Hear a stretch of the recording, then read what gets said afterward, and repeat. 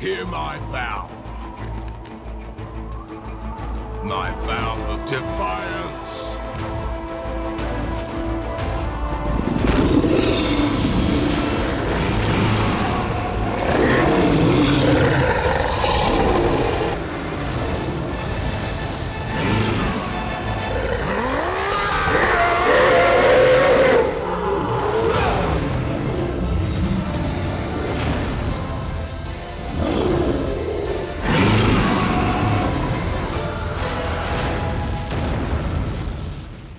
With the recent success of the Souls franchise and its emphasis on precision-timed combat and high difficulty, it was only a matter of time before imitators would listen to the herald of success.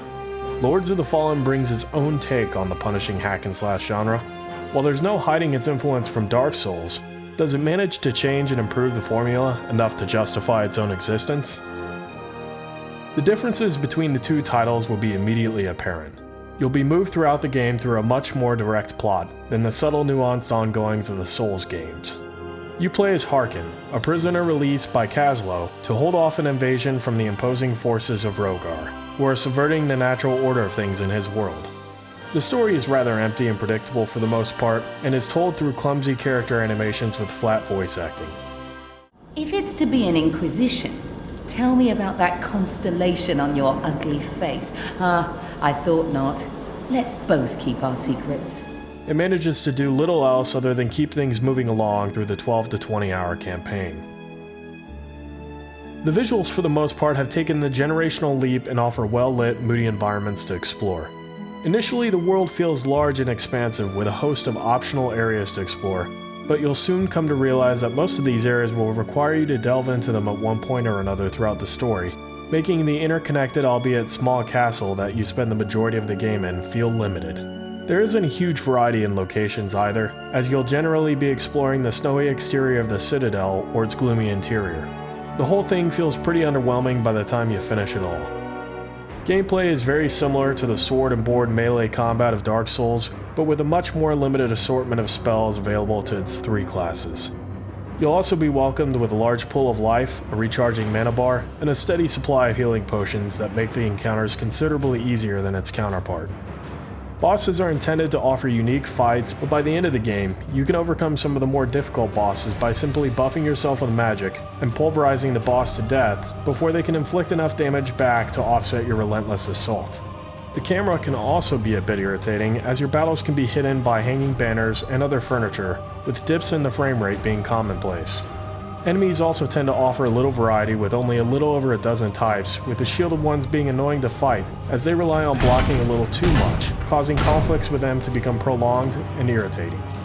All of that being said though, while not meeting the standard that Dark Souls met, and being a little slower, it still manages to be competent enough to enjoy the game's short duration.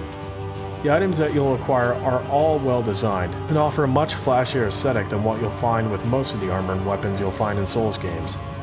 And while you can upgrade gear and items with its rune system, you'll be frequently resocketing pieces, as replacements and upgrades will come frequently. The soundtrack holds its own but doesn't manage to leave any lasting impression, as is a common theme with the rest of the game. One of the better aspects of Lords is the risk-reward mechanic behind its gameplay, that rewards you for holding on to a larger amount of experience that can be cashed in, with a multiplier that rises with each enemy killed. Unfortunately, this only caps at 2. Upon death, you'll also be urged to return to your body quickly, as the amount of experience you regain is based on the speed at which you reclaim your corpse. Although the lack of overall difficulty in this compared to Dark Souls trivialized this aspect a bit, as I was always able to run by enemies and regain my corpse quickly on the few occasions that I died.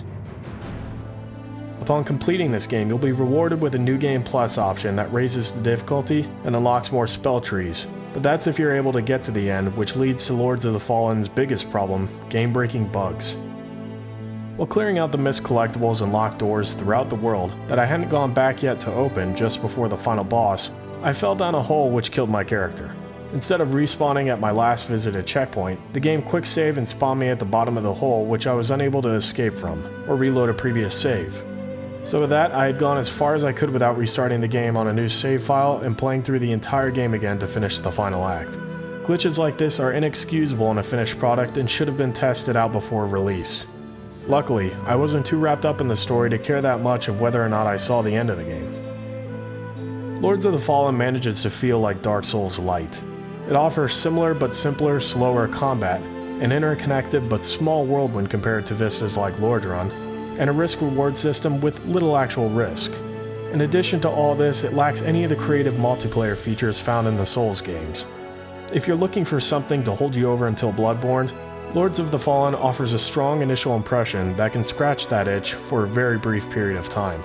Just be sure to watch your step and go into it with much lower expectations.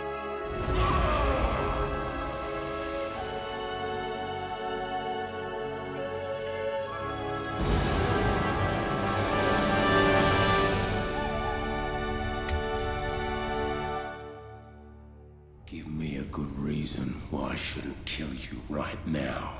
Rhogar, reward me, you, Craig.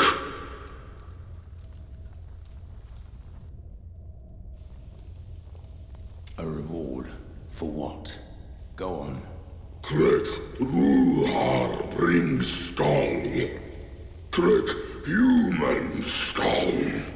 Rhogar reward.